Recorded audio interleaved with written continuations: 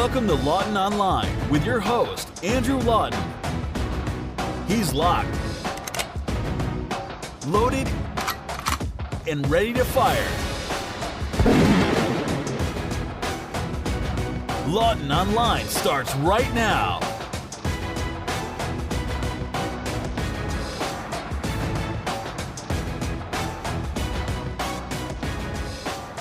Hello and welcome to you to Lawton Online here on TheRebel.Media, the most irreverent podcast in all of the world, I would venture a guess to say, and I don't believe that can be disputed. In any case, it's so great to have you joining me this afternoon. We are going to be doubling up on the guest today. Going to be chatting in just a couple of moments with Cathy Young, the wonderful writer from Reason.com, among other publications, who is in Canada this week for two events, even though the left did not want them to go on. So we'll be chatting with her about that in just a few moments' time. Also, my fellow rebel and easily my favorite professor, Dr. John Robson, will join me later on as well to talk about a column he wrote in the National Post that I think has some merits but don't completely agree with. We'll talk about that later on and lots more here on what? Yes, the most irreverent podcast in all the land. So irreverent that my microphone fell over at the exact moment that I said that. It cannot contain the wonderment in my voice. In any case, I wanted to kick off by talking about one of my favorite subjects, which is when the left's victim culture implodes. You know the saying, hey, don't hate the player, hate the game, and the other one that goes along with that, which is, I didn't make the rules, I'm just playing the game. Well, I've come to learn that when you're dealing with this idea of victim groups and victim rights and human rights that aren't even rooted in reality, but the faux human rights, inevitably, you have to pick winners and losers. And that's when you see people's right to be free from hurt feelings, their right to be free from discrimination, eventually will come in conflict with someone else's rights. And to celebrate the culmination of this, I think we need a little bit of battle music. Let's get ready to rumble!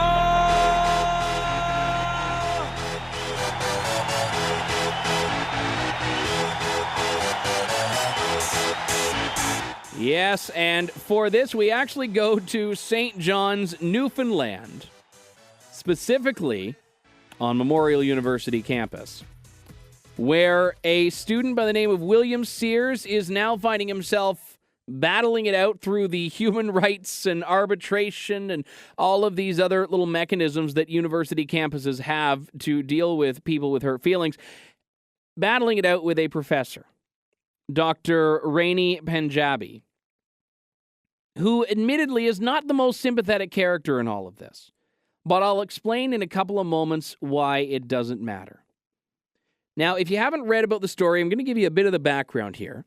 Sears is a student who is hard of hearing. He wears hearing aids of some kind, and anyone who is teaching a class that he sits in is requested to attach some form of an FM transmitter, a microphone, to their person so that it programs or it broadcasts rather directly to his earpiece. When I, years ago, was in school, someone had obviously a more primitive version of this. The technology is not exactly new. It just keeps getting better.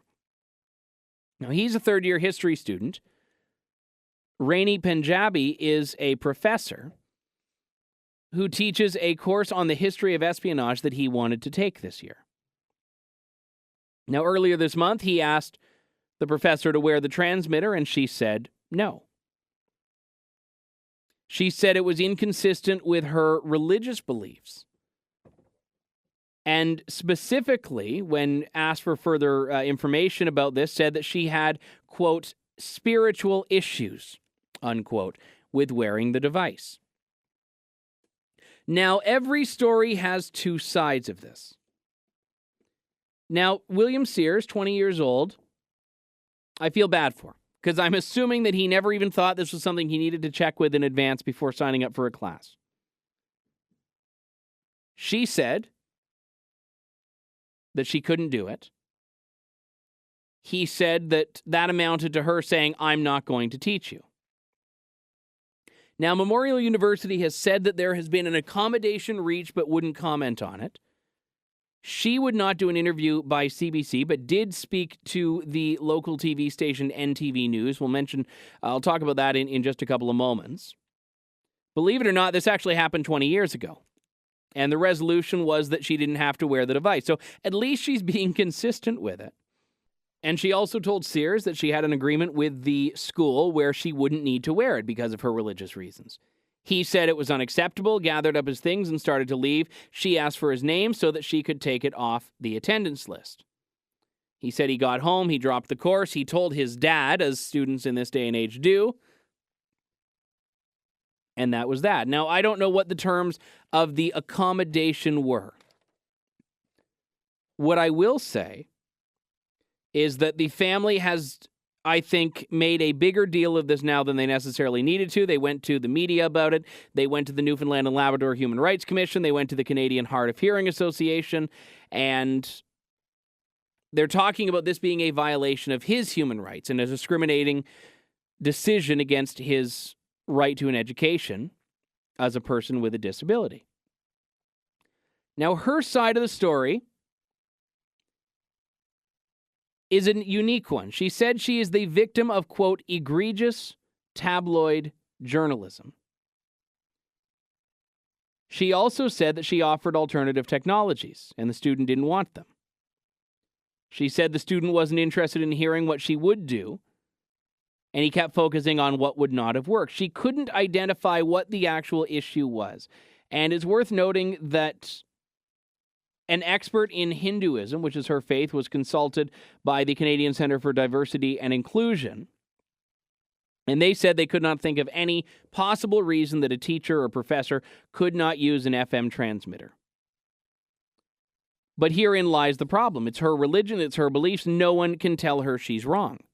She could be the only person in the world that believes what she is, and the fact is they are her beliefs, it's her faith, they are her spiritual values. No one can say that they're wrong. So here we have a conflict between the rights of religious people and the rights of those who are disabled. Two different groups, both with protected status under any human rights code in Canada, and both groups that have been discriminated against.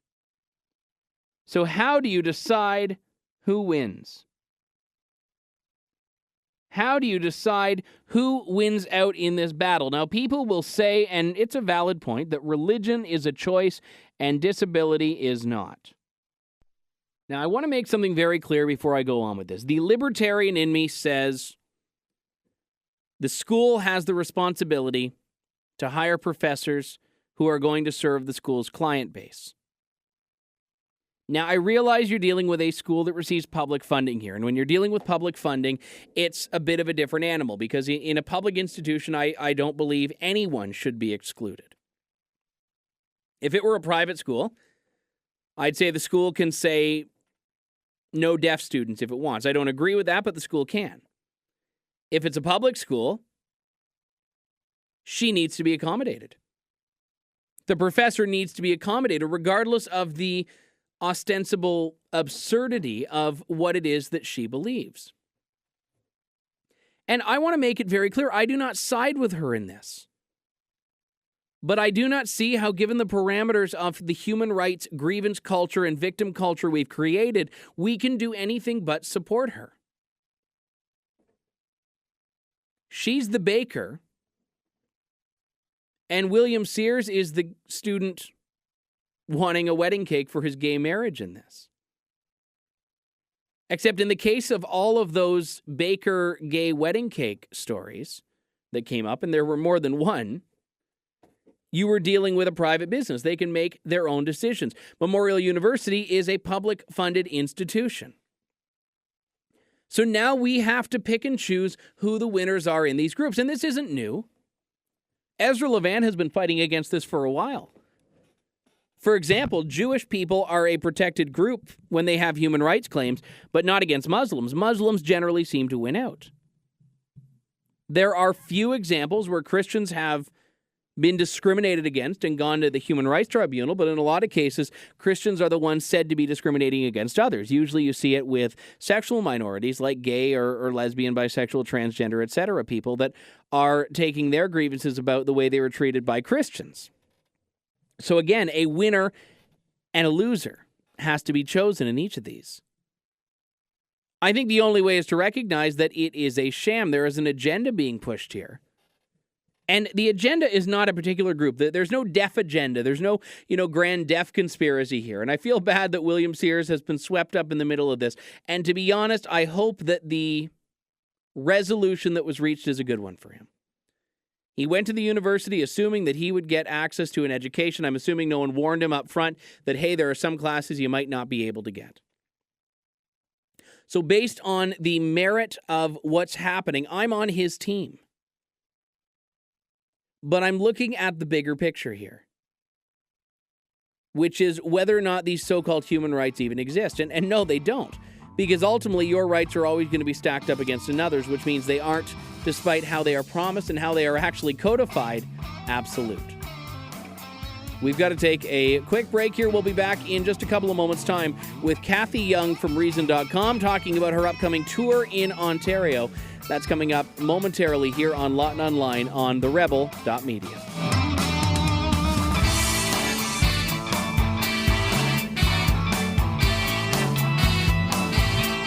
He's irreverent, intelligent, and indefatigable. You're tuned in to Lawton Online with Andrew Lawton. Welcome back, my friends, to TheRebel.Media's Lawton Online here on, TheRebel.Media, you guessed it. My name's Andrew Lawton, and I appreciate you sticking with me through this show here. The words that my next guest has to say are ones that need to be heard. Now, what you'll hear in a couple of moments when she joins me is more of a preview of the message that really needs to be heard, and almost wasn't. But this week, she is speaking at two events that were supposed to be held on two university campuses. Now, I know firsthand how difficult it is to have speakers who are going to be contrary to the typical university ethos speaking, and I'll talk about that a little bit later on in the show. But thankfully, the show will go on. Her name is Cathy Young. Now, Cathy is a contributing editor to Reason.com. She also writes in a number of other publications. She's a columnist for Real Clear Politics, a columnist for Newsday, and has been front and center on a lot of the issues of feminism in a way that I think we need more of her, but we should be grateful that we have at least her. Cathy joins me on the line now. Cathy, it's great to have you on the show. I want to give a bit of a background, though, of what's happening, just for people that are tuning in and maybe they haven't heard about what's going on. You're going to be speaking in Toronto on September 24th, so that's the day this is released today, and also in Ottawa on the 25th. Now, I have some history, and I'll share this later on, with organizing events at the University of Ottawa. The big problems have actually come from the Toronto event, when these lectures, which were planned months ago, have, as is typical of anyone questioning the feminist narrative and the campus narrative, attracted a great deal of controversy. There were comments posted online that were said to be threats against feminists, and none of this could be verified. The university administration at U of T, as well as the Women's Studies Department, was obviously very concerned about this. Now, the organizers of the event, CAFE, the Canadian Association for Equality, which is often billed as a men's rights group, but ultimately, therefore, rights for everyone, has worked with administration. This was not a war. This was something where all parties came together and were hoping to find a peaceful and productive resolution. But as it so happens, U of T no longer sees Cathy Young's appearance at the University of Toronto as being a possibility. They said move the event off campus or postpone it, and then they maybe would have her back. Instead, organizers have moved it to another location very close to U of T. And I don't know if this is publicized, so I'll let my guest say that in just a couple of moments if need be. But with that very lengthy preamble, it's my pleasure to welcome Cathy Young to the program. Cathy, it's great to have you. Thank you for your time. Thank you. It's really good to be here. Now, of course, I know a lot of Americans might not know that Canada and reason can coexist, but I know that it's good that you're going to come here. So give a little bit of a preview first, and we'll get to the controversy of what brings you here in the first place. Well, I have been invited to give a couple of talks by Cathy, which is the Canadian Association for Equality. And I'm going to be talking about the politics of gender and victimhood and examining some of the feminist and men's issues controversies that have raged in the past several years. I'm going to be addressing this from what I would describe as a kind of dissident feminist perspective, challenging the stereotype of women as victims, which I think is actually not all that feminist if you look at the kind of classic definition of feminism. I think this is really approaching it from a very, very unproductive standpoint, and I'm going to be discussing some of that. So, I think the themes you've raised there are hugely important because we've seen it, and I saw this, going back to when I was in university, and I see it even more so as an observer now. I think it's gotten that much worse in the last decade. This idea that victimhood is a kind of a quality reserved for only a few groups. There is a lot of reticence by the left in particular to acknowledge that men can be victims. Men can be victims of domestic violence. Men can be victims of institutional discrimination and all these things. And that's not to say that they always are, but there's a refusal by so many people on campuses to even acknowledge that that can exist. Right, and it's not just limited to gender or gender issues. It's something that really has been happening across the board in relation to all sorts of political issues. Identity politics, unfortunately, has become a huge factor in public discourse, and it seems increasingly that the weight your voice is given in various debates depends on your position in in what some call the oppression Olympics. So, if you belong to one of the officially recognized marginalized groups, what you have to say is automatically regarded as more important and more worthy of credibility than if you're a member of a so-called dominant group. And I think it's especially kind of unhelpful and misguided when it comes to gender, because at least if you're talking about, for instance, some of the racial issues, I think it's very clear that in the United States, the African American community, for instance, really does have a terrible legacy of very real oppression that still continues to hold them back economically and in many other ways. And there's a lot of evidence of discriminatory treatment. On the other hand, if you consider women, I think that's a much, much more complicated situation. Yes, there certainly is a history of oppression, but I think it's very different because women and men really do not belong to separate communities. So, for instance, women often benefit from the wealth of men who belong to the same families in ways that, ethnic minorities do not benefit from the wealth of more powerful groups. Also, that women, even historically, but especially today, I think for any disadvantage that you can point to that women have, you can probably also find advantages. There are ways in which women do sort of benefit from privileged treatment. There's a lot of evidence, for instance, that when it comes to criminal sentencing, women generally are treated preferentially to men. If you look at really a lot of areas, there are certain benefits socially to to being female. Again, it doesn't mean that there aren't certain areas in which men have advantages, but it's really, really very much a two-way street. And I think in that sense, applying these politics of victimhood to gender is especially unfortunate and especially divisive.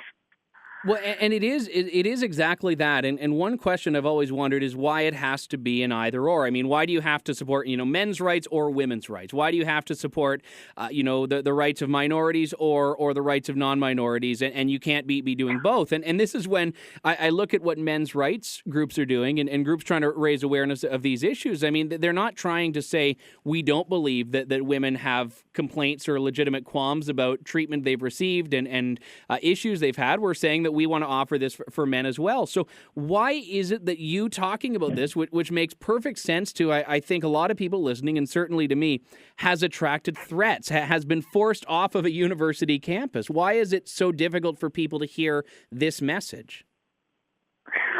Right. Well, the threats, as I understand, the threats were not directed at my event. It was really more that some anonymous person made online threats against feminists on the University of Toronto campus. Now, we don't know if that was genuine. We don't know if that was just somebody trolling. I mean, people do a lot of dumb things on the internet, and there's really no evidence that this was a threat that was ever intended to be carried out. But the result of this is still you having to speak elsewhere. Right. It did create a very tense atmosphere on the campus, in which the administrators decided that it would really be not a good time to have an event that some perceived as controversial or divisive related to gender issues. Now, I do think it's very unfortunate that this kind of discussion is perceived as divisive and is perceived as an attack on feminism. I know that some events that Cathy has organized have previously drawn some very, very hostile protests. And, people certainly have a right to protest. What I have an issue with is when they don't just express their opinion, but actually try to shut down the opinions that they dislike. I think that really crosses the line. If you want to stand outside the auditorium or even inside the auditorium holding a sign that expresses your disapproval of the speaker, that's fine. That's free speech. On the other hand, when you start yelling and, shouting people down, when you start intimidating people, when you start pulling fire alarms, that is not expressing your point of view. That's trying to shut down somebody else, and that has unfortunately happened in the past. Now, I will say, in terms of the question that you asked, why is there this reaction to men's issues? In any movement, including the men's movement, you're going to have some people who kind of give their own cause a bad name. I think there are some men's rights groups that have engaged in very antagonistic rhetoric, not just toward feminists, but toward women in general. Unfortunately, this happens. It's certainly no worse than the rhetoric in which many, many feminists have engaged toward men. It's really unfortunate, actually, that so much of the discourse on gender issues today consists of the most antagonistic, the angriest, the most personally aggrieved feminists and men's rights people yelling at each other on the internet, basically. It really creates a lot of heat and very little light. So I think, but certainly if you look at what Cathy has done, I don't think anyone can point to anything that they have, to my knowledge, said or done that would merit, them being called a hate group or an anti-women group. They have a lot of women who are involved with them. They've never engaged, to my knowledge, in any sort of attacks on women as a group, and I mean verbal attacks, not just physical. I mean, they really are, in my view, a pro-equality group, and I think this is what we need. We need a gender equality movement that would look at the issues facing both women and men and really try to bridge the gaps between women and men, rather than trying to push them further apart and portraying women as victims and men as oppressors. I guess the last thing I would ask, just for context sake, do you see this same issue that's unfolding in Toronto specifically happening at campuses in the United States as well over this issue? Oh yes, definitely. There have been a lot of reports of campus activists claiming to be personally traumatized by speakers like, for instance, Christina Hoff Sommers, who considers herself an equity feminist, but is critical of a lot of the victim rhetoric of modern feminism. People have tried, again, to shut down her events on various American campuses. I've also had the experience of being dropped by a speakers bureau because some people complained that they considered some of my talks to be insensitive. I think it is a serious problem of people not wanting to listen to ideas that they disagree with. And again, not people challenging them, not people debating them, that's fine. But it's this attempt to shut down events that you dislike. That is very disturbing, especially at universities. I am really glad that the event was rescheduled. I don't know if I should mention the new location, but it's at the Intercontinental Toronto Yorkville Hotel, which is very, very close to the campus. My understanding is that it's basically across the street, and hopefully everyone who wants to attend will be able to attend the event there. And I certainly look forward to the event and to meeting everyone who is coming. So, I am actually quite excited about this. Well, as well, you should be, and I'm glad it is still going ahead despite the hiccups that have led to this point. Cathy, best of luck. Enjoy your time in Canada, and more importantly, thank you for your time today. I really appreciate it. And thank you for having me on the show. Hopefully, as they say, the show will go on. And it's not because I even think that the message needs to be heard, although I do, by the way. It's that I think university and college campuses should be places where ideas can be heard. And this brings back memories to me, huge flashbacks to 2010. Now, 2010 was the time when the now infamous cross-Canada tour of Ann Coulter took place on 3 university campuses. Now, I have lived this experience, and I haven't actually talked about it in a while just because it hasn't come up. And I realize that a lot of people are thinking that Ann Coulter's star has faded, and I don't want to get into a discussion about Ann Coulter personally right now, but rather the broader theme of this discussion. Ann Coulter, 2010, booked for 3 events over 4 days, one at my university, University of Western Ontario. I mean, they've changed the name and I don't go there anymore, but what's now Western University, one at the University of Ottawa, and one at the University of Calgary. Now, to be clear, when organizing this, Western University's administrators were a little bit resistant. The University Student Council, I know, was particularly resistant. They tried to throw up all kinds of roadblocks, but ultimately everything was dealt with by the team responsible for organizing this, which had a number of representatives on campus and off campus and from out of town, and I was obviously a part of this group.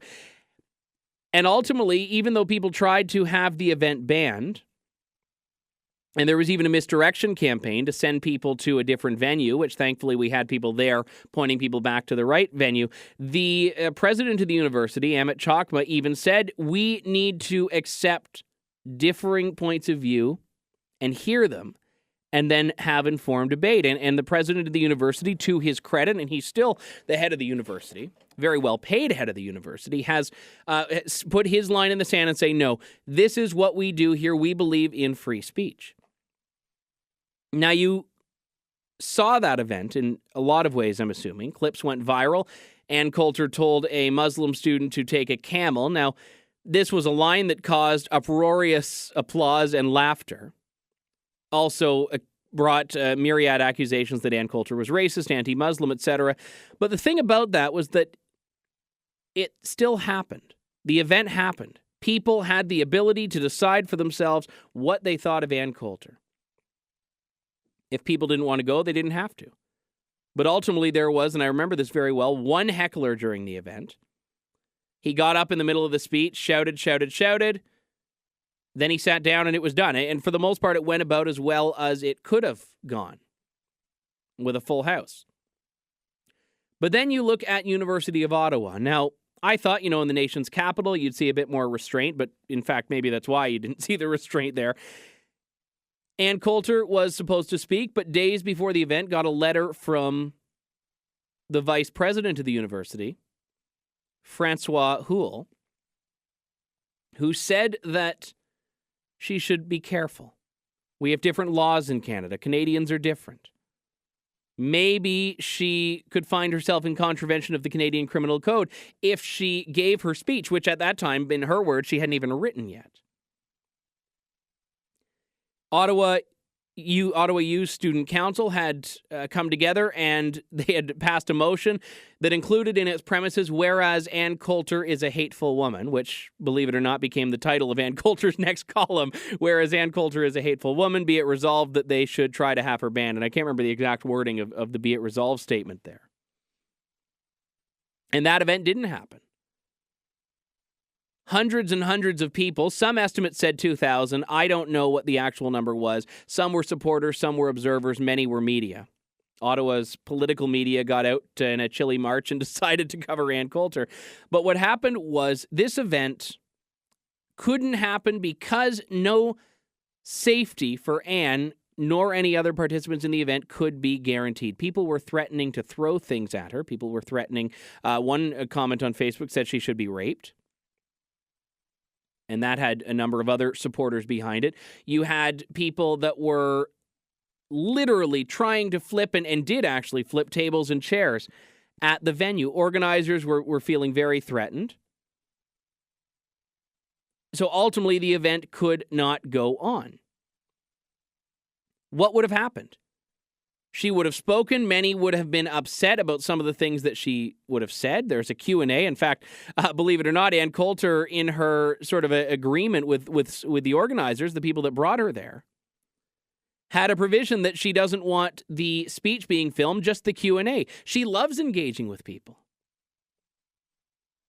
And that's why she's so popular at I think, campus events, because it's sort of a different presentation every time. People will bring up different issues every time. And I'm not doing this to be an infomercial for Ann Coulter, although I have come to know and like her both personally and professionally. But I'm trying to highlight that this is not at all a new phenomenon. This is something that has been going on for years, and unfortunately will continue to go on, and seems to be getting worse.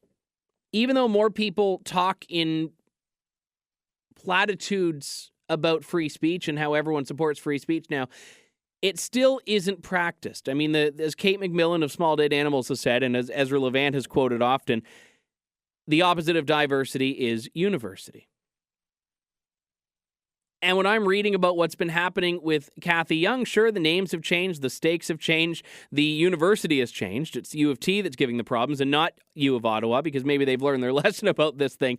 But I'm reading Cathy Young and I'm hearing Ann Coulter in my mind, because it brings me back to that time when no one on campuses cared about differing ideas.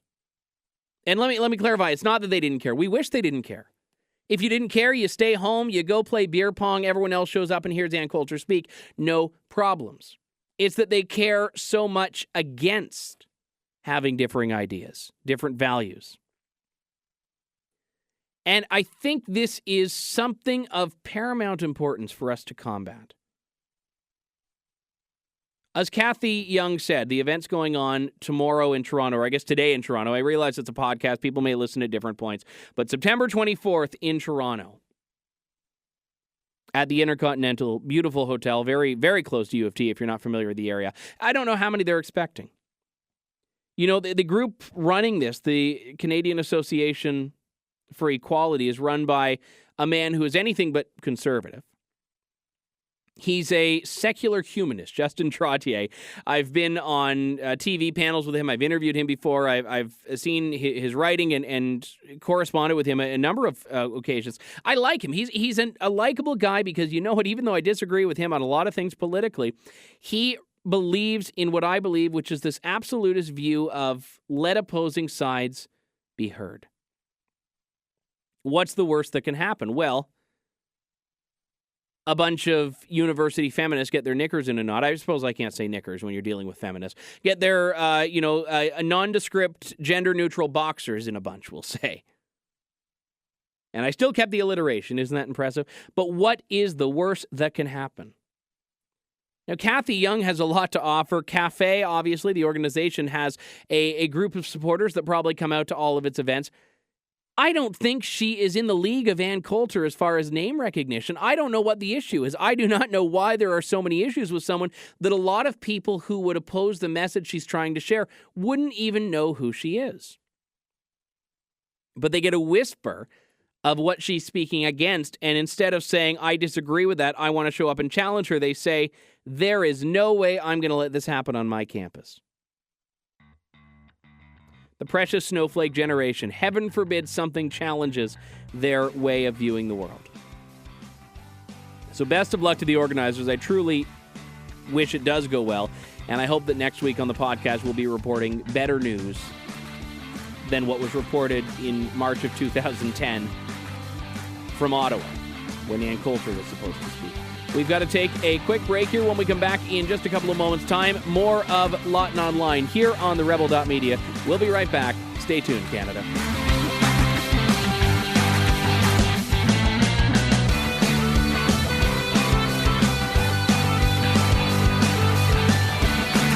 You're listening to Lawton Online with your host, Andrew Lawton, exclusively on TheRebel.Media. Email your thoughts to Andrew at andrewlawton.ca or tweet Andrew using @AndrewLawton.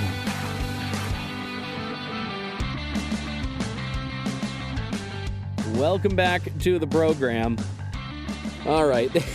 I'm chuckling already here. You know, this episode of the show has taken a bit of a rights theme to it. And generally speaking, I always try to look at things through the lens of rights and freedoms and whatnot. I mean, that's my preferred beat, if you will, broad as it may be. And I'm not exactly going to break with tradition on this particular segment, but it's a really interesting story. It kind of goes along the vein of what we were talking about right off the top of the show this week about what happens when we give everything an ism. We focus on victims and victimization, grievances and grievance groups. You eventually reach a point where common sense is no longer really the focus point. And I think that point actually comes pretty early in these these issues. This one takes place in Manitoba. Of course, the land of sin and vice. No, I'm kidding. I don't have anything against Manitoba. I've never been there, and well, I'm okay keeping it that way. Specifically in Winnipeg, where a healthcare worker has been awarded $10,000 for injury to her dignity, 3 years of back pay, and ordered to get her job back. But the problem is that this came from the Manitoba Human Rights Commission. It happened because she was deemed to be disabled because of her alcohol addiction. Yeah, so a healthcare worker has an addiction to alcohol. I, by the way, am a big supporter in treating mental illness. I believe addiction is a mental illness. I believe alcoholism within that is a mental illness. But I don't like human rights commissions picking and choosing who can do their job and who can't. Let me give you a bit of the backstory here so this makes a bit more sense. The woman in question is named Linda Horrocks, and she was a healthcare worker with Northern Regional Health Authority, and she was suspended about 4 years ago from a personal care home because she was drunk at work. A coworker complained. She signed an agreement that she could return to work, but she needed to agree to abstain from alcohol, not only on the job, but off the job as well. So she had to basically completely give up alcohol and also agree to seek counseling. Now, a year later, her employer received a tip that she had been drinking outside work. Once at a grocery store, and once during a phone call with a manager. Now, she denied she had been consuming alcohol, said she had been undergoing addiction counseling, filed a complaint with the Human Rights Commission of Manitoba, which appointed an independent investigator who ruled that alcohol addiction is a disability, so you can't penalize someone for being an alcoholic. And she said, this is what's hilarious about it, she said in her report, the reason that the health authority was in the wrong here is because they didn't seek advice from experts in the field. When they made the conditions for her return to work, they just made it based on the situation. Regardless of whether or not I believe, as I do, that people who are alcoholics are deserving of treatment, I believe that not everyone who is ill, mentally or otherwise, is equipped to do their job. If I end up in a wheelchair, maybe I can't be a police officer on the traffic beat. If I am dealing with drug addiction, maybe I shouldn't be an air traffic controller. I believe that people should be treated compassionately. I believe that people should be accommodated when their employer can. But if you cannot do your job, then I don't think that accommodation is necessarily reasonable to demand, nor to expect. And something like a healthcare worker seems to me to be one of those areas where, you know what, it's pretty important that you're on the ball at all times. And I've known people who are alcoholics, I've known people who are alcoholics still, and I've known people who are alcoholics in recovery. And the ones who are in recovery, not one of them has ever said to me, I can still have the odd drink. All of them say, no, it has to be a complete abstention because it stays with them their entire life. Now, maybe there are people for whom that rule has an exception. I don't know.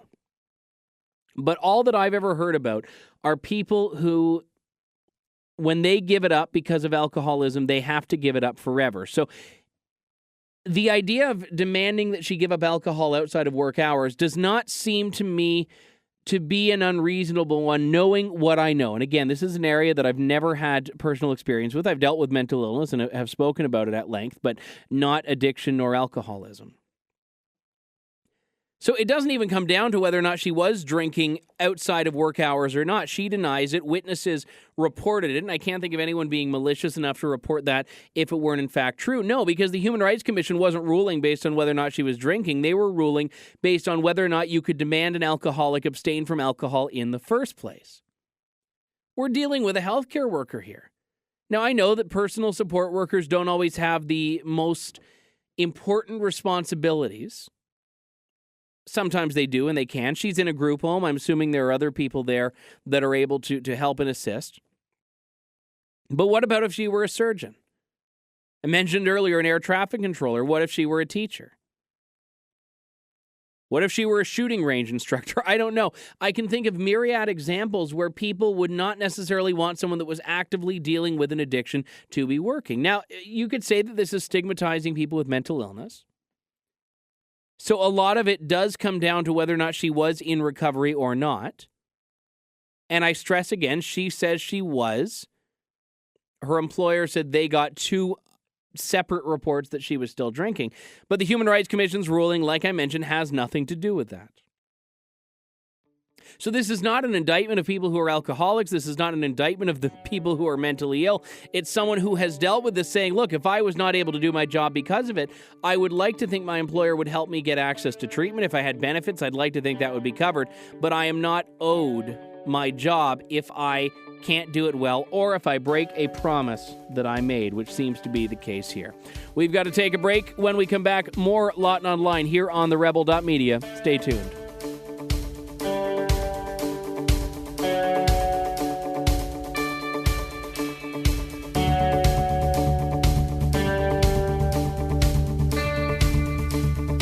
He's unapologetic, unwavering, and unafraid to take on the left's sacred cows. He's Andrew Lawton, and you're listening to Lawton Online. on TheRebel.Media.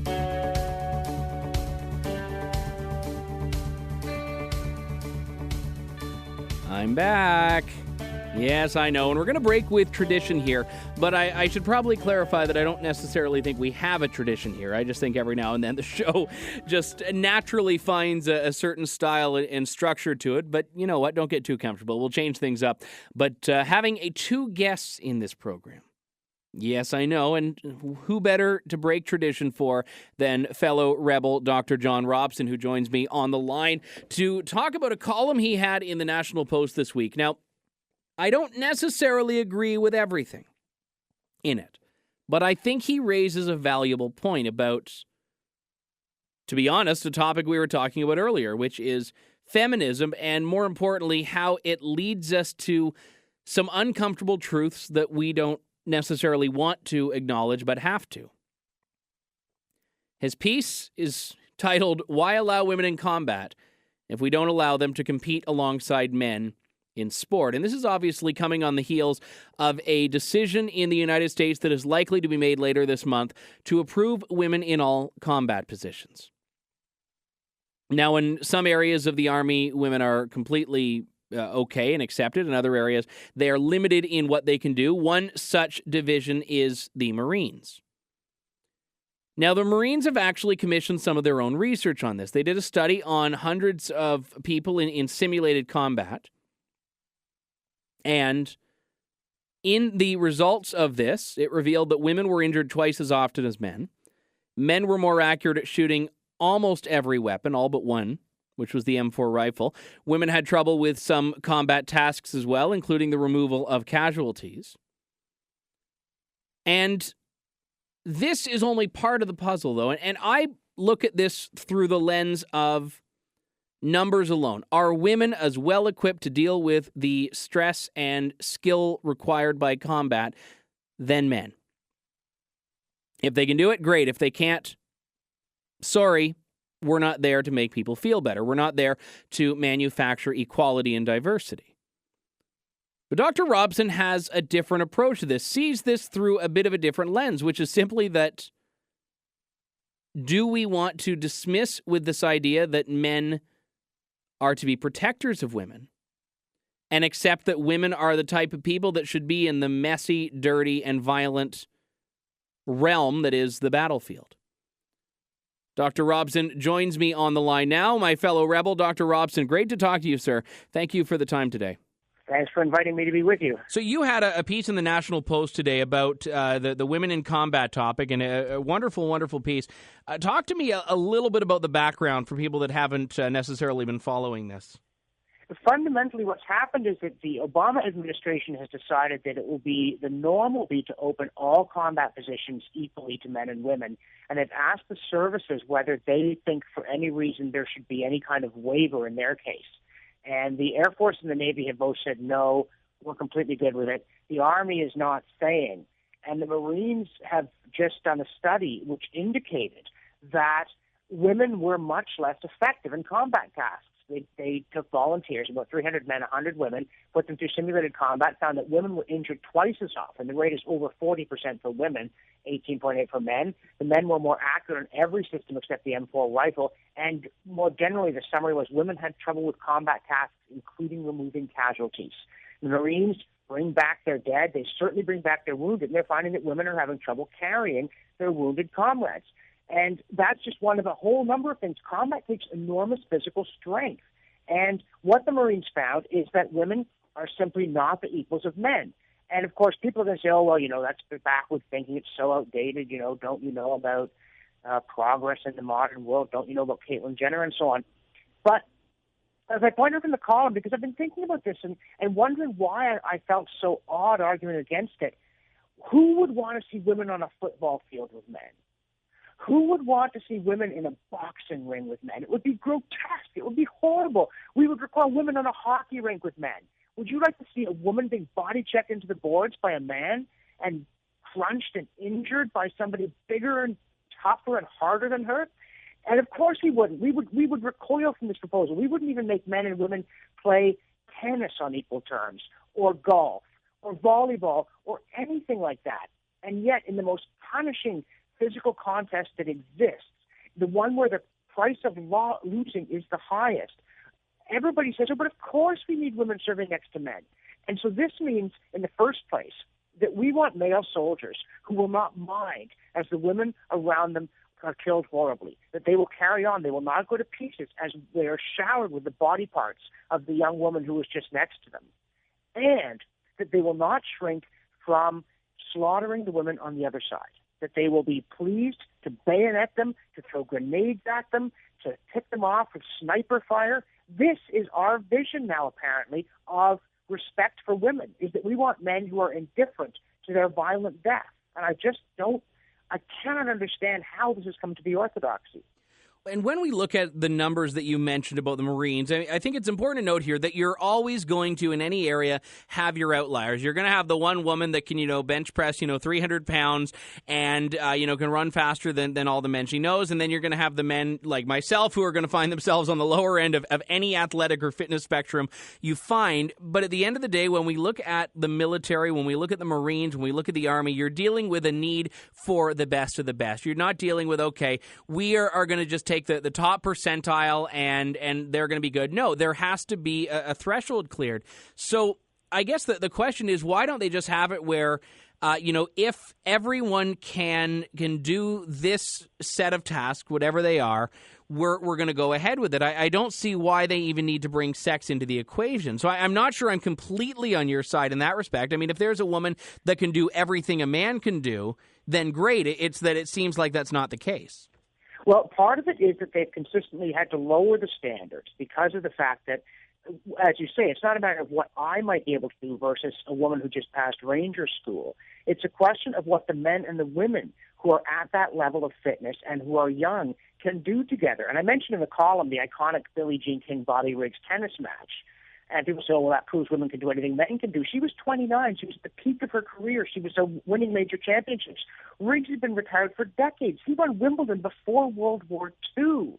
And he lost to her in the Vienna era, and she wouldn't give him a rematch. Why? Because months earlier, he'd taken on the top-ranked woman in the world, Margaret Court, who was 30, and beaten her in straight sets. So it's also what happens not just 2 days or 3 days, but months of combat. There are very few women relative to the number of men who can stand the grueling pace day in, day out, but there's more to it than that. And this is something that people who've tried women in combat have found this. The morale of men can sustain the hideous death of male colleagues around them. Their friends can be blown to bits, can be writhing on the barbed wire, and men get tougher. They grit their teeth and they go on to the objective. It was a court-martial offense to stop and help a wounded comrade while part of an attack in the World Wars. But they can't do it when it's women. When women are killed that way around them, the men can't stand it. And this is what, to me, is the core matter. Do we really want men who can stand it? Is this how we're going to put a stop to male violence against women? Because, the U.S., the Air Force had this SEER, this Survival, Escape, Resistance, and Evasion, I think is the acronym, for Air Force people. And they actually created a fake POW camp in which they had to desensitize men to the torture of women. Because otherwise, if female colleagues are captured and the other side says we're going to rape them, we're going to cut them up with bayonets, we're going to slice their private parts off unless you surrender, what are the men meant to do? Say, go ahead, do your worst? And it's hard to make men be like that. The feminists may tell you, men are brutal, they're patriarchal, they're indifferent to women. It's not true for normal men. So we're going to have to make normal men so indifferent to female suffering that as commandos, they can sneak in and garrote women soldiers on the other side. And this, to me, it's not just about the physical capability. Given that, as a rule, men are more physically capable of combat tasks, of surviving in combat, of enduring, of avoiding injury over months of combat than women. But it's what kind of men do you want? And what kind of soldiers? I mean, you know what happens when a male soldier is captured and mutilated? The public gets angry. Suppose that we were sending young women over to Iraq and ISIL was capturing them, parading them around naked, torturing them, setting them on fire.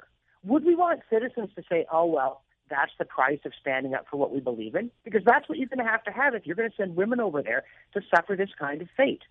Oh, but now though, what you've said is going to be cast aside as sexist because now it's being, paternalistic towards women. It's now, treating them with disrespect. I can hear all the arguments from feminists flying at you for that comment.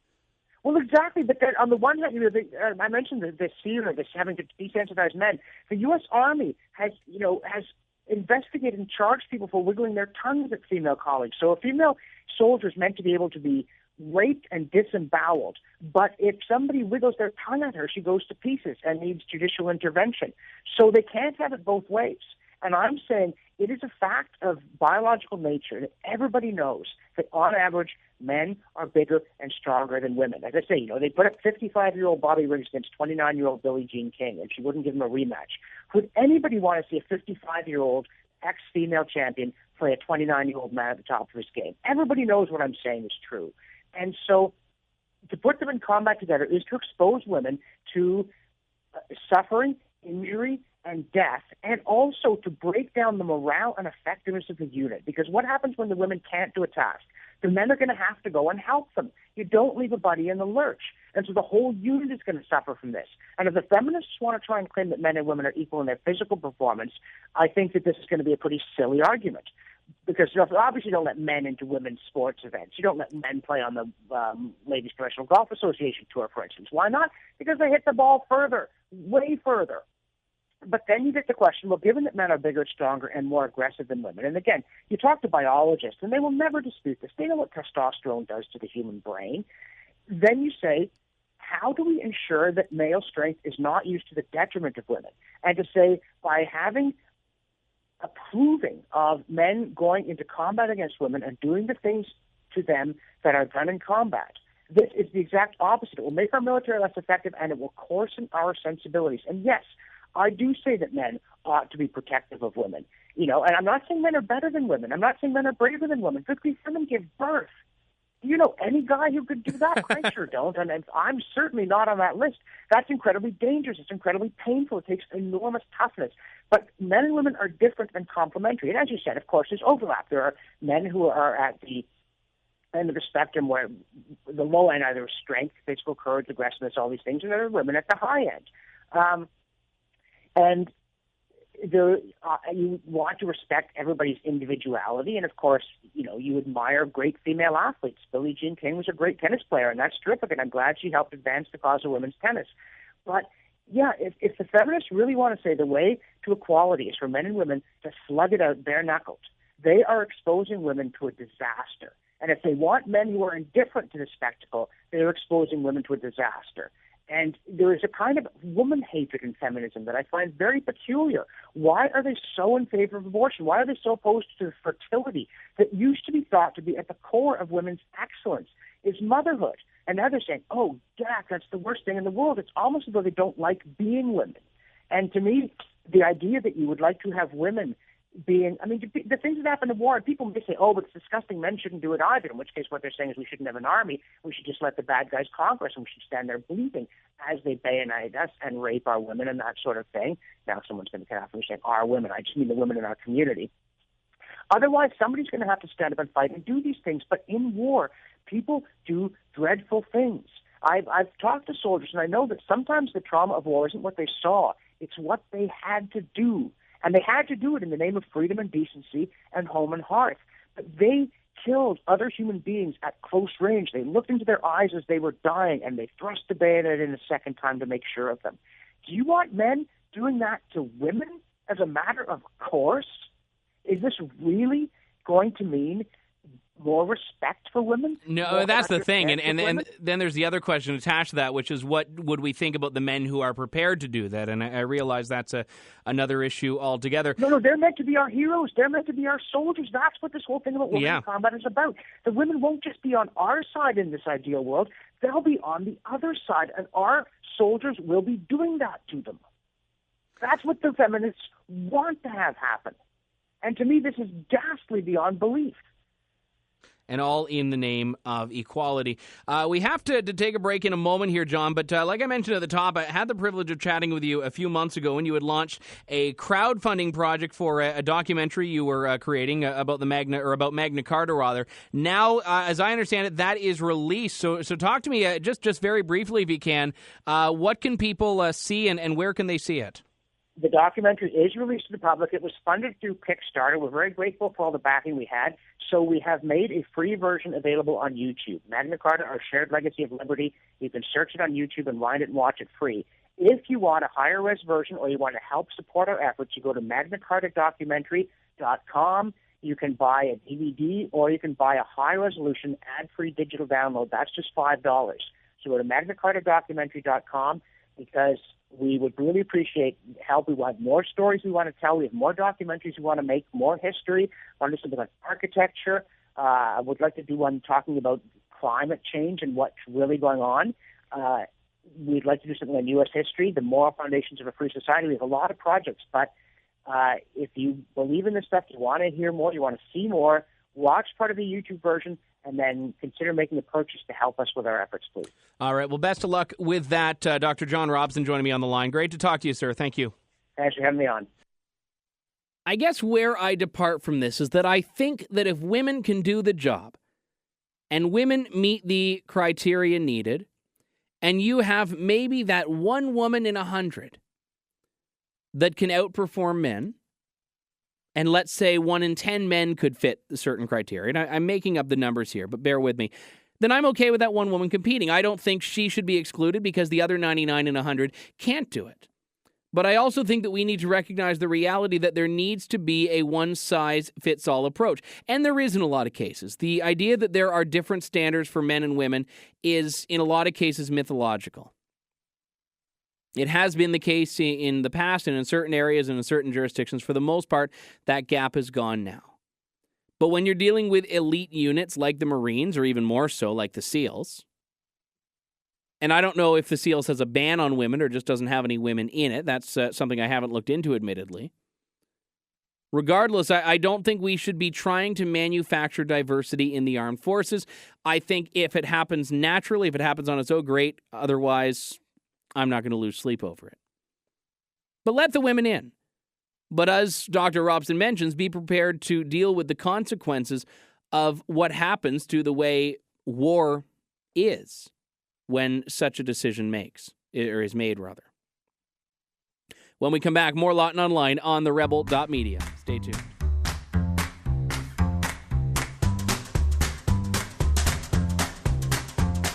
It's time for It Must Be a Liberal, only on Lawton Online. Scouring every corner of the globe for stories so outrageous, there must be a liberal involved.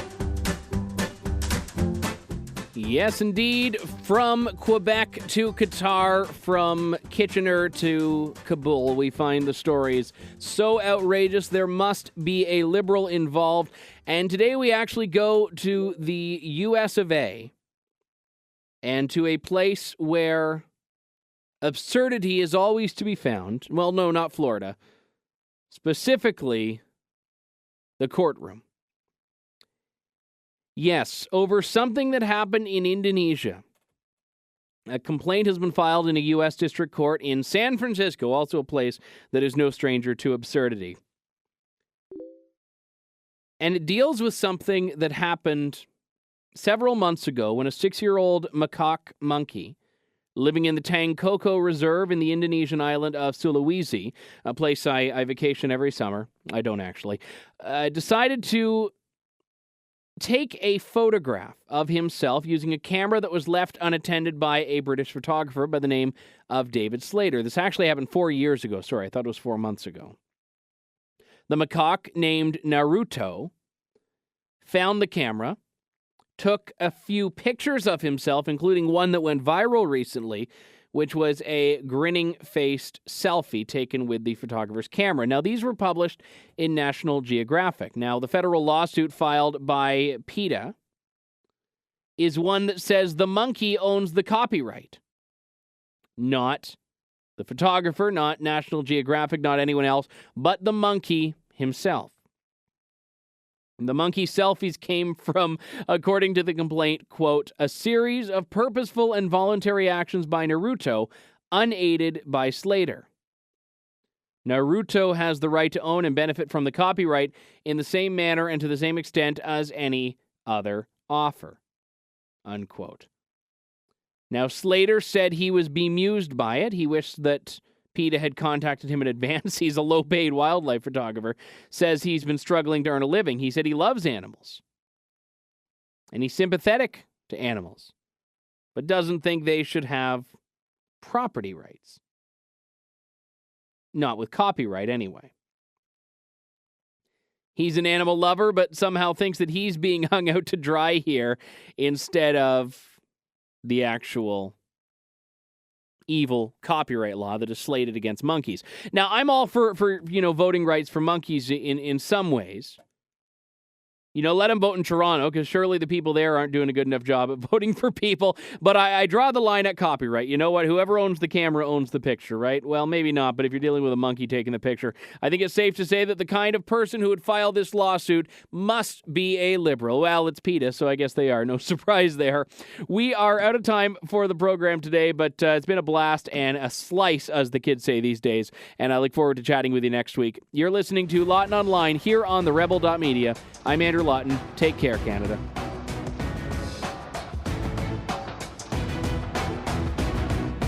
Thanks for tuning in to Lawton Online. Check out TheRebel.Media for lots more fearless content and commentary.